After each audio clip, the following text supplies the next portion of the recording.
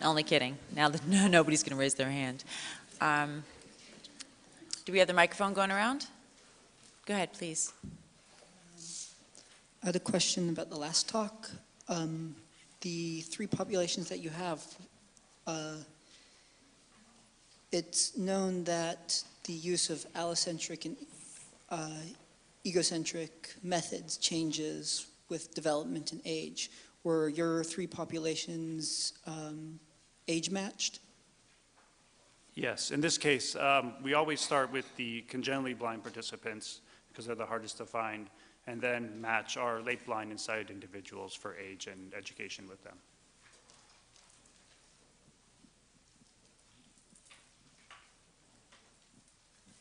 More questions? Okay, I'll ask a question. So Michael, how do you see your work applying to architects? Like, what would you, if you sat down with an architect right now, you'd say, here's what I think you should do? A large part of it, I think, is some of the things I was mentioning in my conclusion, which is trying to take advantage of the sensory and physical expertise of those individuals who might interact with the world differently than we do. And so, in particular, including those people in some sort of participatory design or co-design issues, such as having the visually impaired comment on what a space feels like, how they feel they're able to navigate through a space.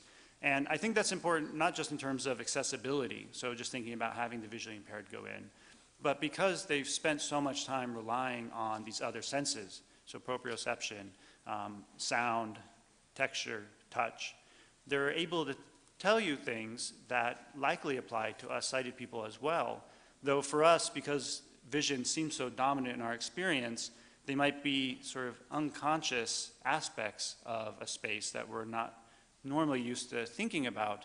But then if you go through, as in the wayfinding talks, and think about whether people like the space or not, these might be sort of unconscious attributes that are contributing to their overall feelings of affect about a space.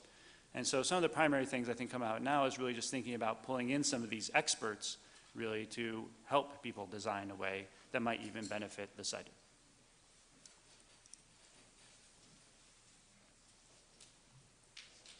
Maybe just one more question and then we'll have to end, so I'll let the people with the microphones decide. People can fight it out. Some hands up over there.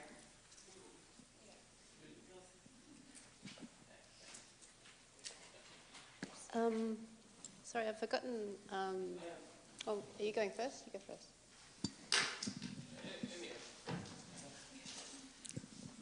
Oh. No, you can continue. Sorry.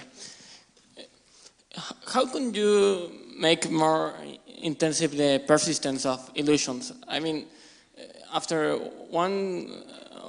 anyone sees an illusion many times, the effect is decreased.